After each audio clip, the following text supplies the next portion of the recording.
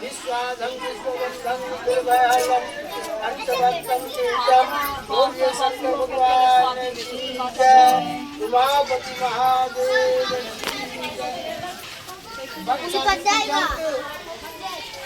यह व्रत सावित्री अपने पति भक्ति के लिए जमराज के साथ जाकर के अपने पति के प्राण को लौटा आई।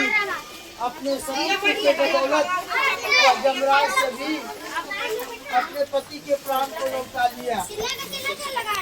यह व्रत सौभाग्यवती स्त्रियों के लिए है। इस व्रत को करने से उनके सौभाग्य की वृद्धि होती है और होता है। यह कथा पुराण में देवी सावित्री के पति सत्यवान की मृत्यु हो जाने के कारण सावित्री द्वारा पति के प्राण वापस लाने की कथा का जिक्र वट सावित्री व्रत में किया गया है।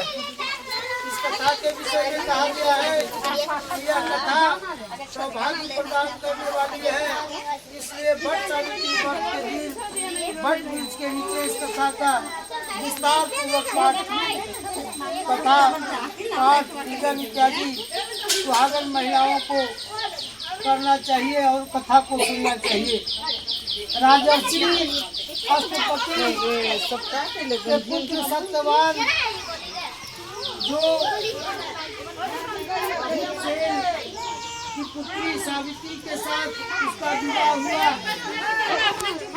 लेकिन विवाह के बाद नारद जी ने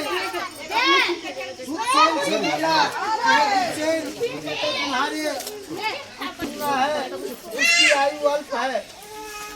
यह सुन करके भीमसेन बड़े दुखी हुए और अपने पुत्री को समझाया, लेकिन सावित्री अपने पिता से बोली कि मैं सत्यवान को मन से हृदय से पति के रूप में माना है, इसलिए मैं उसी के साथ विवाह करूंगा। ऐसा करने के बाद उसका विवाह हो गया। कुछ दिनों के बाद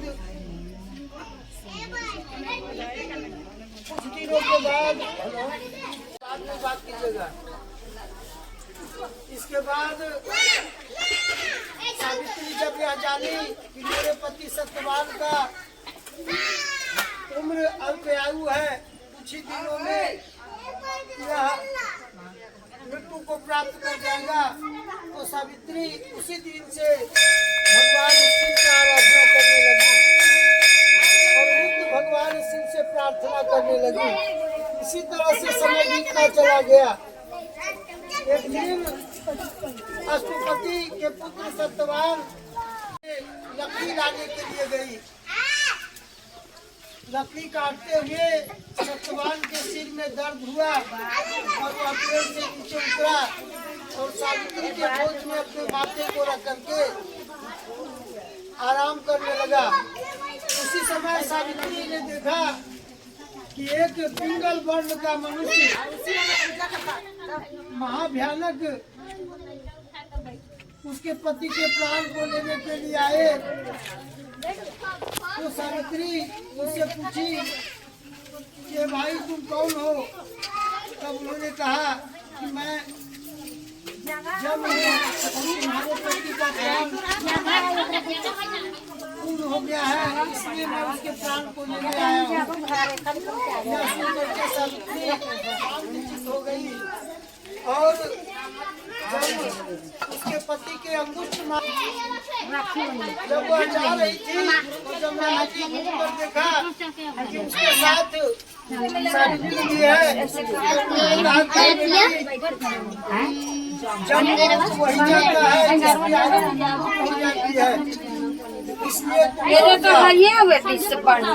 और मैं तुमसे पति भक्ति को देखकर के बड़ा प्रसन्न हूँ। ऐसा कर तुम मुझसे वरदान मांग ले। वरदान के रूप में अपने सास ससुर के जो उनके सास ससुर अंधे थे उनके नेत्र को मांगा तथा सास ससुर का कमाया हुआ राज्य जो दुश्मनों ने छीन लिया था उसे भी वरदान रूप में मांगा तथा अपने लिए पुत्र की इच्छा की। यमराज प्रसन्न हो गए और उन्होंने तीनों वर को प्रदान कर दिया तथा शुरू करके चलने लगे। जब चलने लगे तो जब ने कहा हे पुत्री मैंने तो तुझे वरदान दे दिया, पति का वर दिया है और मेरे पति को लिए जा रहे हैं तो मुझे पुत्र की कैसे प्राप्ति होगी। यह सुन करके यमराज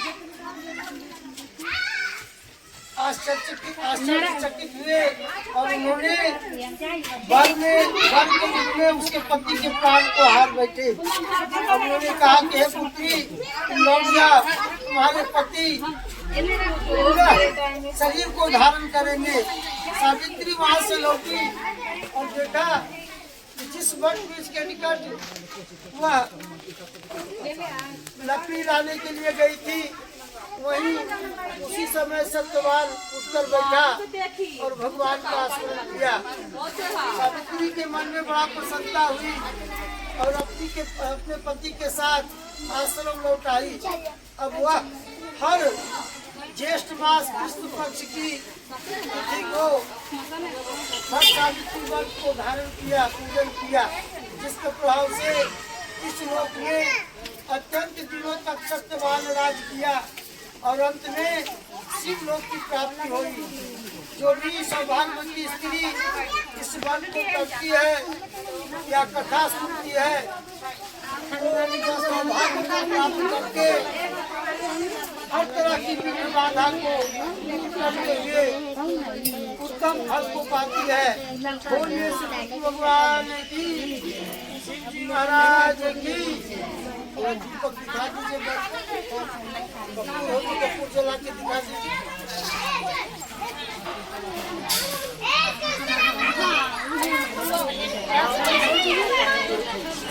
कपूर जला के जरा दिखा दीजिए।